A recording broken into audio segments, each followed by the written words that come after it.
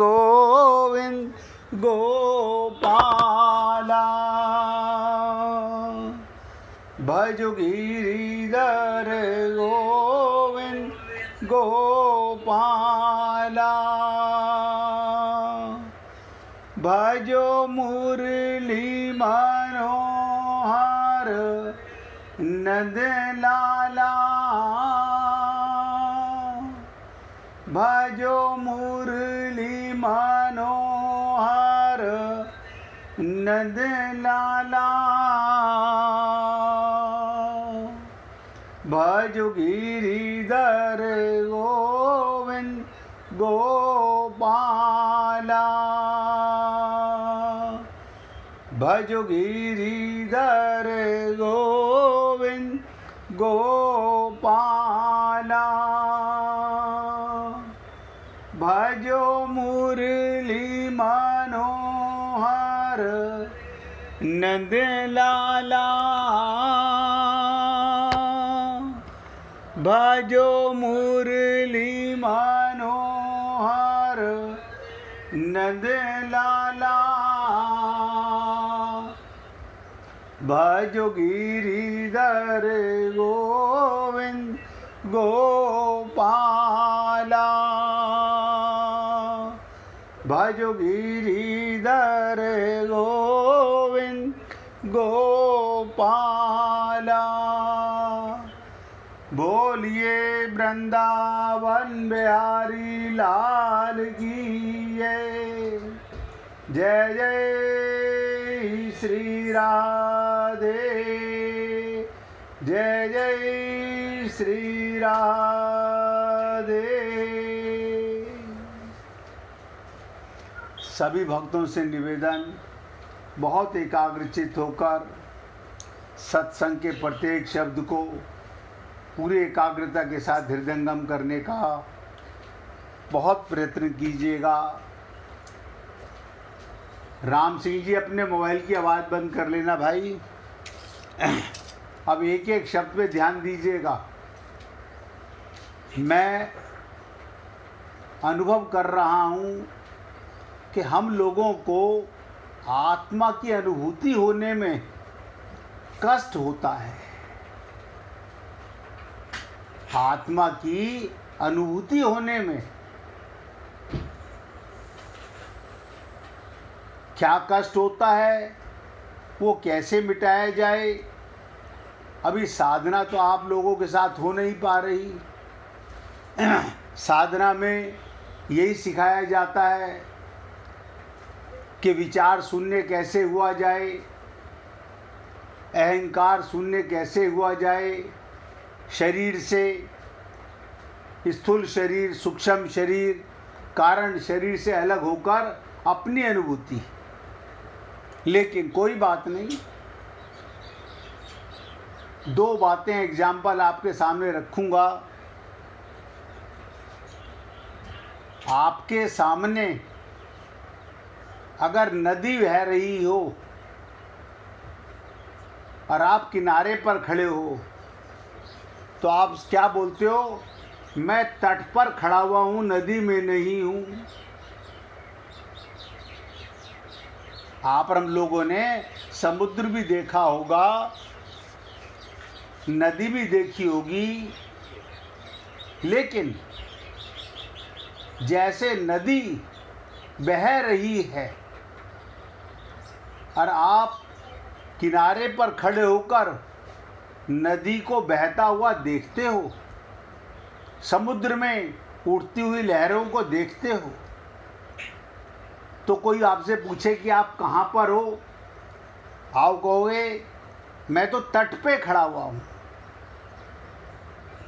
तो ध्यान क्या है, साधना क्या है, आत्मानुभूति क्या है? तटस्थ होना, तट पे स्थित हो जाना।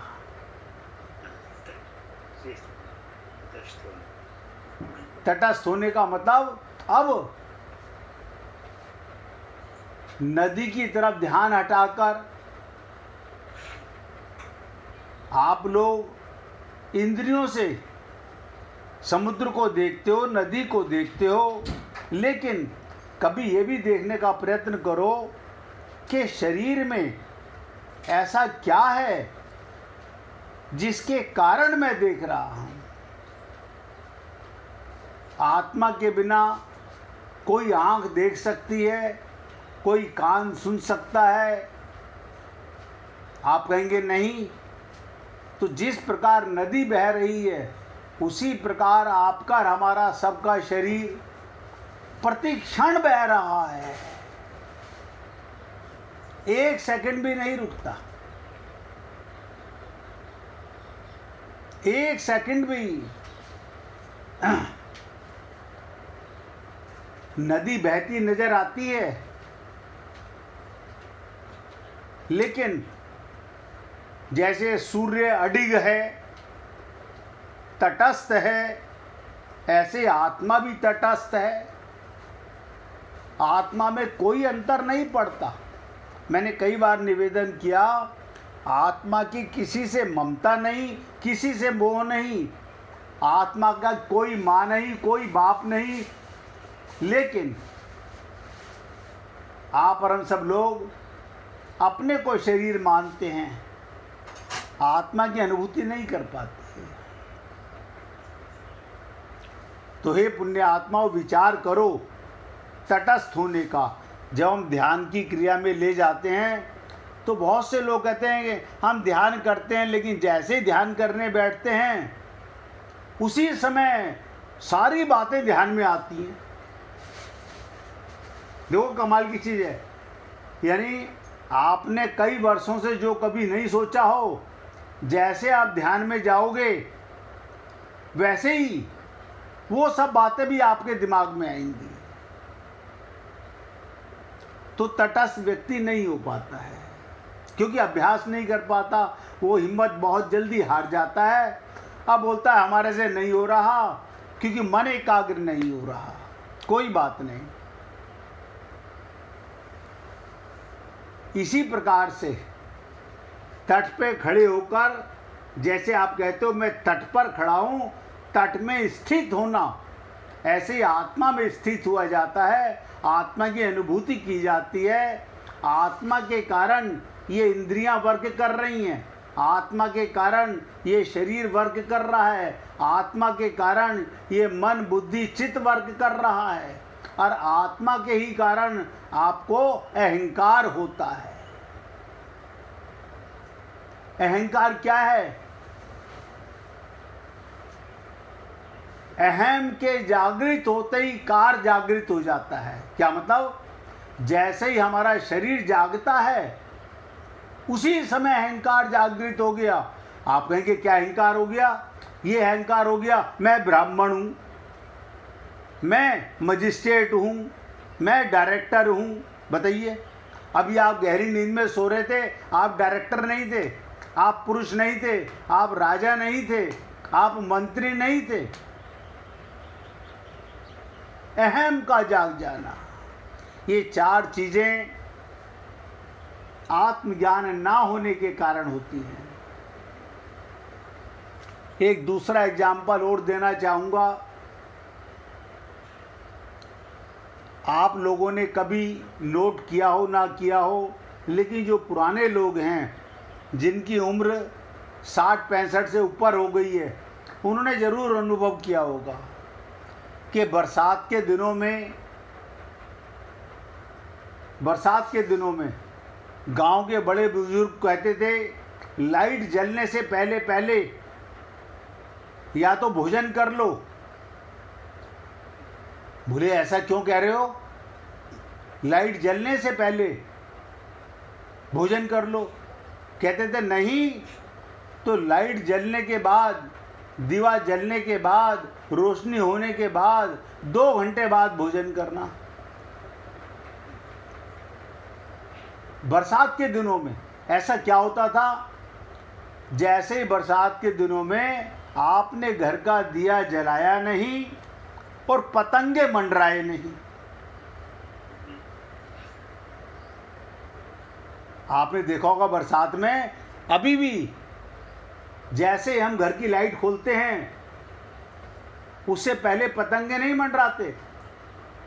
जैसे ही लाइट खोली, अंधेरा होते ही वो प्रकाश की ओर भागते हैं। तो कुछ देर के बाद में ये क्या होता है, जैसे ही पतंगे किसी बल्ब से टकराएं, किसी रोशनी से टकराएं, किसी दीपक से टकराएं, वो खत्म हो जाते हैं। तो बड़े बुजुर्ग कहा करते थे कि या तो सांझ ढलने से पहले बरसात के दिनों में भोजन कर लो या 2 घंटे बाद करना। अब आप कहेंगे इससे आत्मा की अनुभूति का क्या मतलब है मतलब तभी बता रहा हूँ। जैसे ही आप हम लोग एकाग्रचित्त होकर हम कहते हैं ध्यान में बैठो, उसी समय आंख बंद करते ही जिस शरीर के रोग का आप भूल गए वो रोग भी सामने आता है, और वो सारी ममता मोह आसक्ति, सारे रिश्ते नाते, वो दुकान मकान, बेटा बेटी, परिवार, लेना देना, खाना पीना, ये सारे पतंगे लाइट जलते ही जैसे अब आत्मा का ध्यान करते हो, आत्मा प्रकाश स्वरूप है, इसकी तरफ भागते हैं। और हम लोग विचलित हो जाते हैं, नहीं नहीं हमसे ध्यान नहीं हो पा रहा, हम तो 1 मिनट ध्यान नहीं कर पाते। क्या कारण है? क्या कारण है? हम उस प्रकाश का, आत्म प्रकाश का ध्यान करते ही ये बरसाती मच्छर, ये विचार, मन के संग सारे लाइट की तरफ भागते हैं। लेकिन कुछ देर इंतजार नहीं करते, हम लोग हिम्मत हार जाते हैं, छोड़ देते हैं ध्यान करना। अगर करो तो कुछ देर के बाद में विचार के साथ बहो मत, ध्यान से सुनो, विचार के साथ बहो मत, विचारों को आने दो, टकराने दो और जाने दो। हम क्या करते हैं, कोई विचार आया, बेटी का ये काम करना था, अब ध्यान तो गया भाड़ चूल्हे में, अब बेटी के काम में पागल हो गए, अभी डॉक्टर के पास जाना है वहाँ पागल हो गए, अभी शरीर की खारिश का ध्यान आने लगा, अरे शाम को दवाई भी लेके आनी है। ये सारी चीज़ें ध्यान के समय सामने आती हैं। इसलिए हे पुण्य आत्माओं, रात्रि को ये भगवान की कृपा देखो, आप और हम लोग 24 घंटे अपना ध्यान नहीं रख सकते। जिसे आप मैं कहते हो, अहंकार कहते हो, अहम कहते हो, जब रात को गहरी नींद में सो जाते हो, किसी को पता नहीं होता, किसी को पता नहीं होता मैं कौन हूँ। ना स्त्री को स्त्री का पता है, ना पुरुष को पुरुष का पता है, ना ये पता है मेरी जाति क्या है, मेरा नाम क्या है, मेरा घर कहाँ है। इसी प्रकार से जैसे ही जागे अहंकार जाग गया। जैसे हम ध्यान में बैठते हैं तुरंत आत्मा की अनुभूति नहीं कर पाते हैं। अभी हम आपके साथ एक दिन पहले चर्चा कर रहे थे गीता के 2 अध्याय के 4 श्लोक की, कि भगवान श्री कृष्ण की वाणी गीता हमें क्या सिखाती है, जो भगवान ने आके किया। भगवान ने रामावतार में क्या किया, कृष्णा अवतार में क्या किया, वो आपको करना है। आप कहोगे भगवान ने किया हमें कैसे पता चलेगा, झूठ बोलते हैं हम खुद कहते हैं हम राम लीला देखने गए थे, हम कृष्ण लीला देखने गए थे। तो लीला माने क्या होता है, एक्टिंग, व्यवहार। भगवान कहते हैं तुम्हें भी यही करना है। अच्छा जी, अब हम पागल हुए पड़े हुए ममता मोह आसक्ति में, मेरा मकान, मेरी दुकान, मेरा शरीर, ये सब कुछ तुम्हारा नहीं है, अज्ञान से भरा हुआ है। तुम्हारा तो सदा तुम्हारे साथ रहता है, उस तरफ ध्यान जाता ही नहीं। तो भगवान ने इस 4 श्लोक में कहा, मनुष्य ना तो कर्मों का आरंभ किए बिना रह सकता है, अनुभव करता है, और ना कर्मों के त्याग से। तो फिर क्या करना चाहिए प्रभु, भगवान कहते हैं व्यवहार में परमार्थ सिद्धि की कला सिखा रहे हैं। जो करो व्यवहार करो। आपको परमात्मा को पाने के लिए पूजा किस लिए करते हो? ये पाठ किस लिए करते हो? आप कहते हो भगवान को पाने के लिए। ना ना, इससे संसार मिटा क्या मुझे बता दे कोई भी। सबसे बड़ी पूजा क्या है? भगवान ने गीता में कहा कर्म योग, ज्ञान योग, भक्ति योग। भगवान के निमित्त कर्म करना हो गई पूजा। आप मंदिर में झाड़ू लगा रहे हो, यही पूजा है। अच्छा, अलग से आरती करने की जरूरत ना। भगवान का मंदिर मान के भगवान के मंदिर में आरती झाड़ू लगाते हो। प्रत्येक कर्म भगवान के निमित्त करते हो, व्यवहार करते हो, यही पूजा है। लेकिन हम अपने मन से आधा घंटा 1 घंटा बैठ कर के भगवान को ठगने का प्रयत्न करते हैं। भगवान ठगाई में नहीं आते। और भगवान ने ज्ञान में कहा जब जीव को आत्मज्ञान हो जाए तब ज्ञान है। ये बुद्धि का ज्ञान तो आज है कल मिट जाएगा। बुद्धि का ज्ञान रहने वाला नहीं है। तीसरी बात, भक्ति। सबसे सरल मार्ग कहा भक्ति का। क्या मतलब? कुछ ना करना। बताइए, भगवान ने कब कहा कि दीपक जलाओ, आरती करो, परिक्रमा करो, पूजा करो या पाठ करो? वो कहते हैं कुछ ना करना। और हम जो भी कुछ करते हैं अपना मान के करते हैं, वो भगवान के निमित्त नहीं करते। कर्म योग के अंदर कहते हैं ना, कर्म योगी निस्वार्थ भाव से। बताइए, हमारा स्वार्थ पहले होता है। हम नौकरी पे जा रहे हैं, हमारा स्वार्थ है क्या? तनख्वाह मिलेगी, उससे परिवार का पालन होगा, उससे बच्चे पलेंगे, स्कूल जाएंगे, हम खाना खाएंगे। पहले मन में स्वार्थ है, परमार्थ नहीं है। अर्जुन ने गलती की, भगवान को अपने रथ पर अपनी लगाम सौंपकर और अपना स्वार्थ देख रहा है, परमार्थ नहीं देख रहा। निस्वार्थ कर्म नहीं कर रहा, अपने परिवार को देख रहा है। यही गलती हम सदा से करते आ रहे हैं। अर्जुन ने तो कुछ देर के लिए गलती की, कुछ देर के लिए वो भगवान की शरणागति हो गया। लेकिन आपको पता नहीं, जैसे भगवान के रथ पर, अर्जुन के रथ पर भगवान विराजमान थे, ऐसे ही हमारे रथ पर भगवान सदा से विराजमान है। हम जागे नहीं। यानी जो गलती अर्जुन ने कुछ देर की, हम तो अनंत जन्मों से करते आ रहे हैं।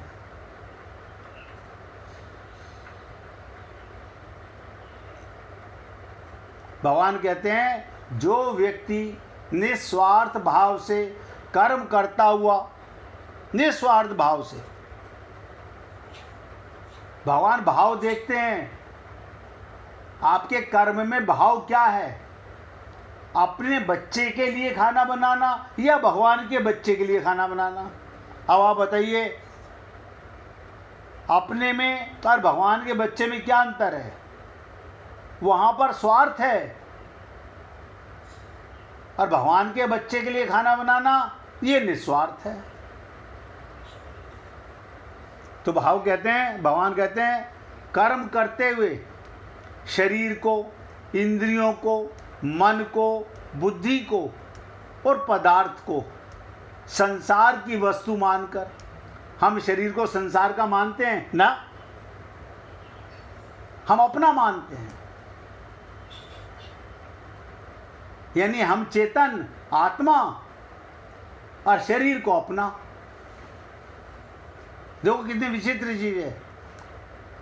शरीर को, इंद्रियों को, मन को, बुद्धि को, सामान को, पदार्थ को संसार की वस्तु मानकर संसार की सेवा में लगाता है तो निस्वार्थ कर्म होता है।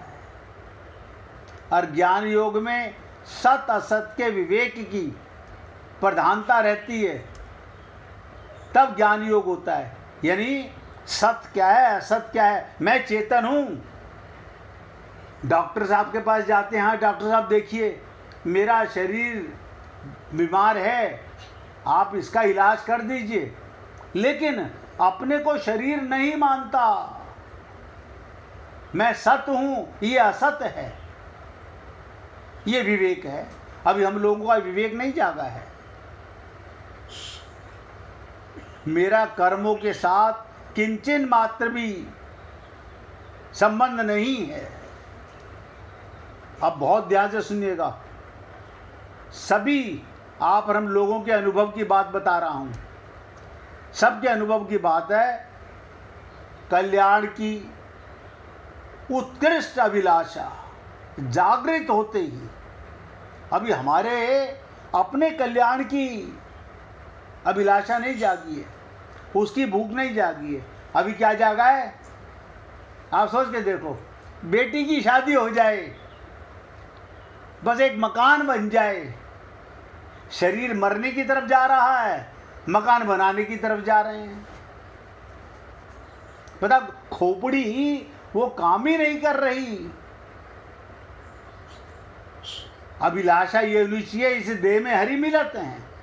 अगर ये जागृत हो जाए तो कर्म और पदार्थ परिवार से उनकी अरुचि होने लगती है, वैराग्य होने लगता है।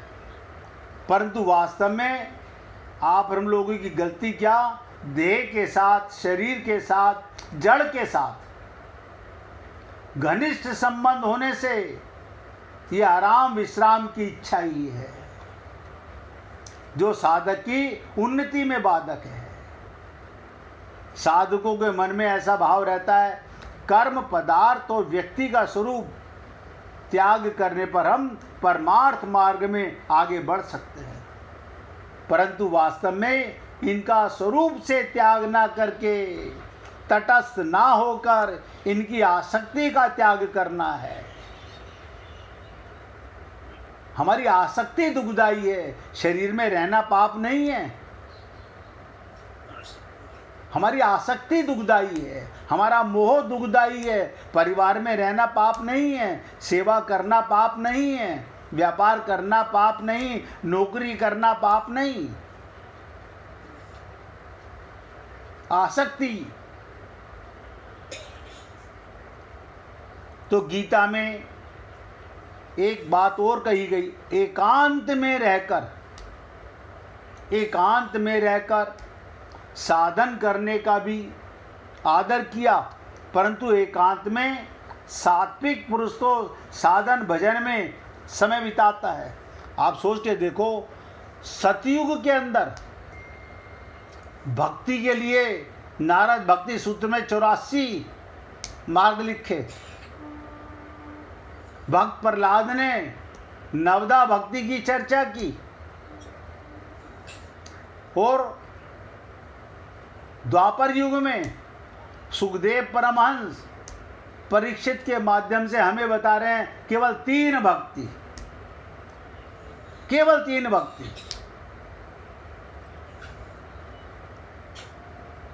चैतन्य महाप्रभु ने भजनम कीर्तनम, कीर्तन करने पर बहुत जोर दिया। ऐसा कोई गुरु नहीं हुआ आज तक जिसने सबसे ज़्यादा कीर्तन पे जोर दिया हो। लेकिन वो कीर्तन भी कैसा होना चाहिए वो हम नहीं जानते। सारा दिन सुबह से शाम तक राम राम राम राम राम राम राम राम, ये कीर्तन नहीं है। एक बार मुख से राम बोला तो राम का स्वरूप सामने होना चाहिए। बिना स्वरूप के वो गूंगा कीर्तन है, मुख से बोला मगर मन से बोला नहीं। आप अपने बेटे का नाम बिना उसका भाव बना के करके देखिए तो लोगों के मन में होता है हमने बेटे को तो देखा है, पति को तो देखा है, भगवान को देखा नहीं। भगवान ने इसके लिए भी सरल कर दिया, कि जाकी रही भावना जैसी, प्रभु मूरत देखी तिन तैसी।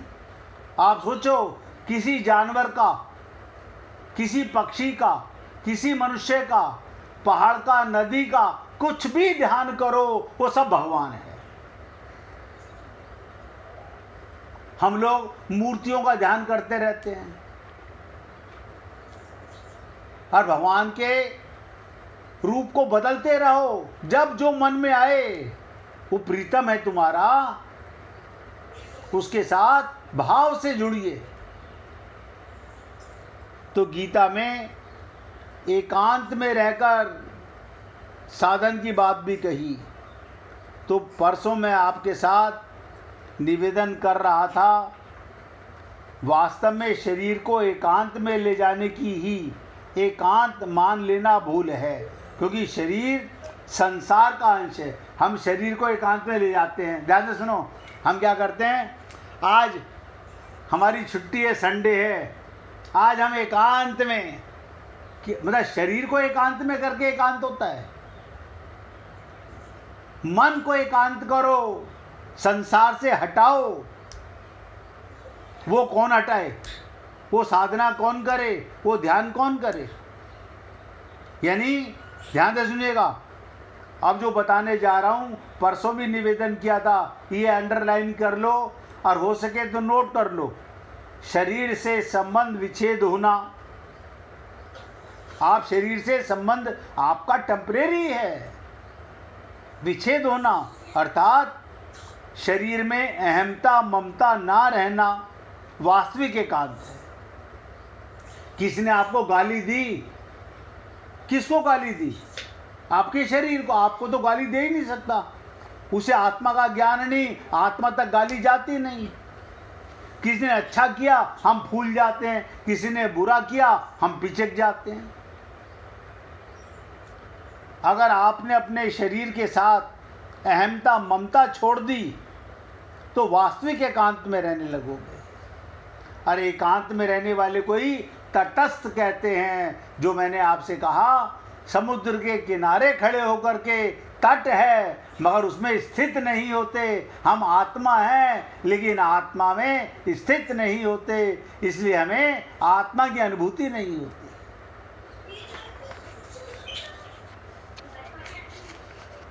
राम सिंह जी, आपने पूछा नहीं बेटी से कि कैसे बंद करते हैं स्पीकर।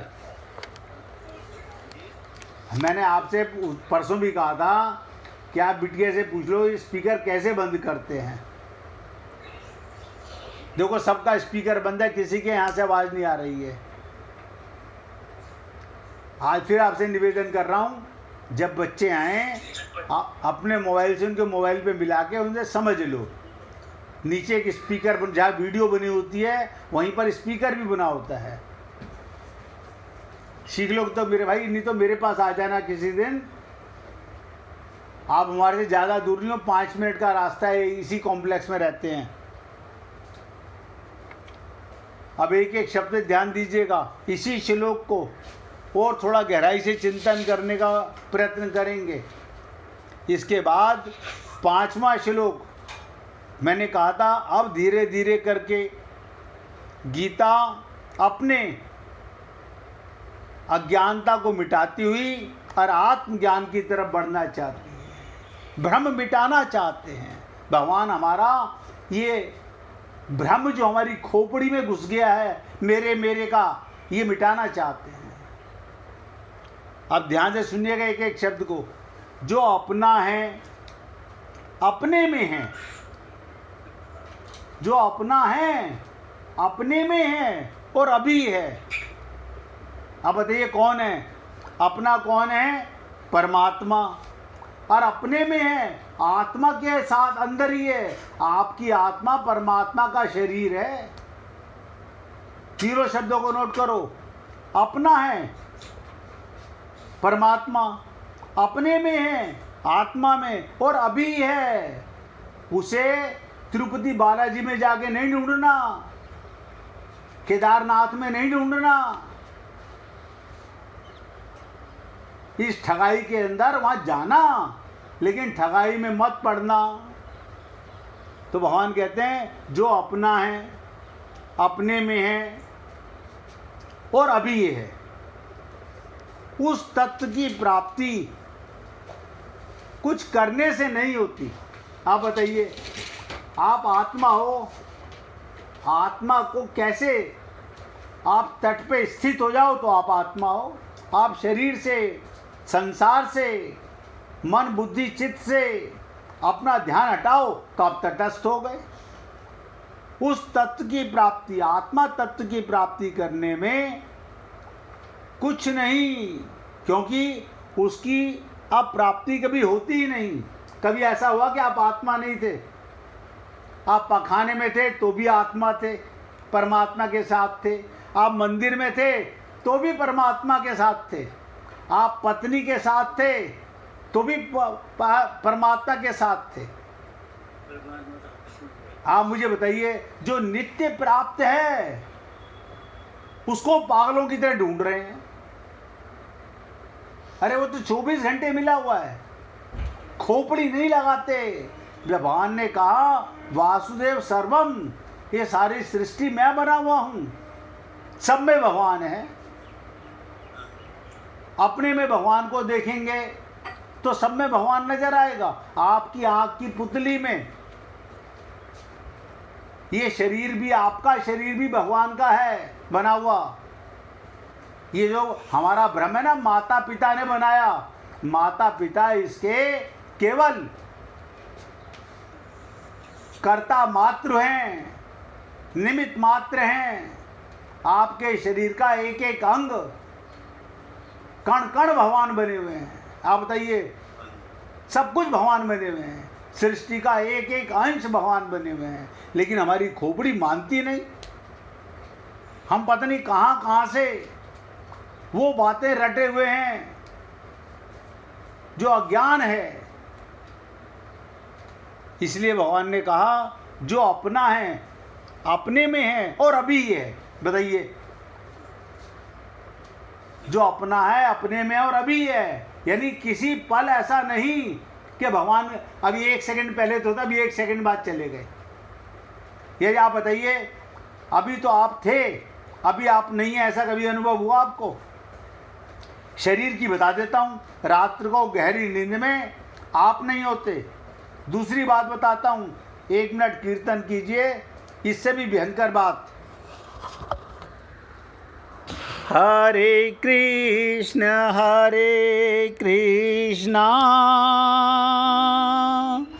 कृष्ण